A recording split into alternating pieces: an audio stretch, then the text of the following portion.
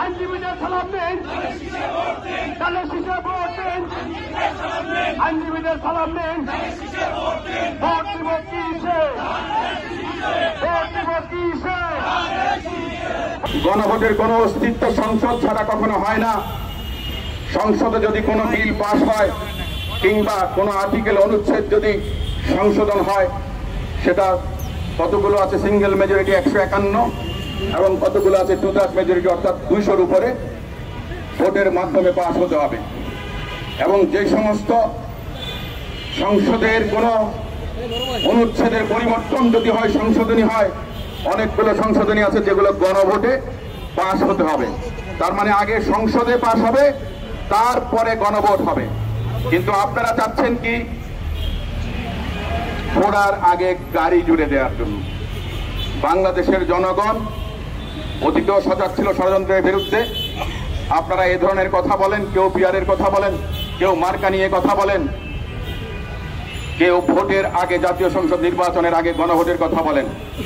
গণভোটে কোনো মতেই সম্ভব নয়, এটা সংবিধান বহির্ভূত। সরকার যদি এ ধরনের কোনো উদ্যোগ নেয় তাহলে সেটা হবে রাষ্ট্রদ্রোহিতার শামিল। একদিকে মাননীয় প্রধান উপদেষ্টা সরকারের প্রধান, অন্যদিকে তিনি সংস্কার কমিশনেরও প্রধান। সংস্কার কমিশনের প্রধান হয়ে তিনি সরকারের কাছে দিচ্ছেন জুলাই সনদ কি, কোন কোন অনুচ্ছেদ, কোন কোন সংস্কারগুলো করবেন।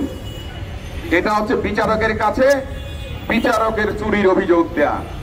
এটা কখনো হয় না, পৃথিবীর ইতিহাসে কখনো হয় নাই। একজন মানুষ নিজের কারণের জন্য বিচারক হতে পারেন না, নিরপেক্ষ বিচারক থাকতে হয়। দীর্ঘদিন ধরে রাষ্ট্রের পয়সা খরচ করেছেন, খাবার দাবার করেছেন, লাঞ্চ করেছেন।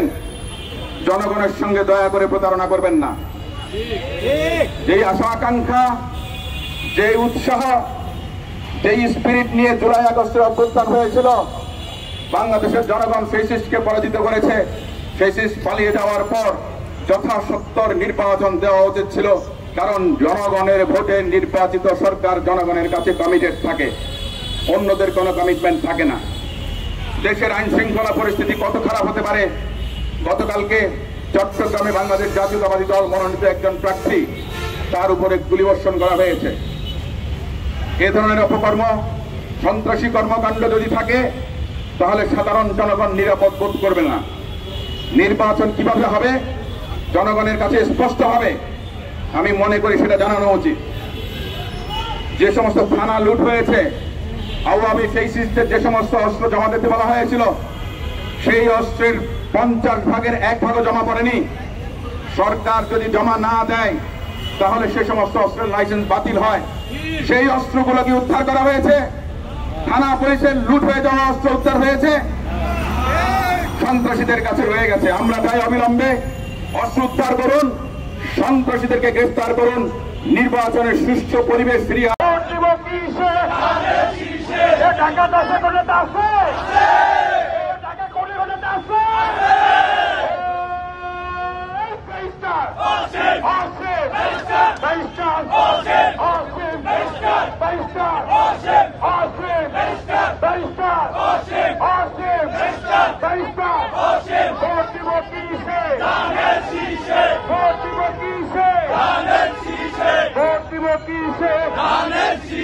অসীম ভাইয়ের সালাম দেন,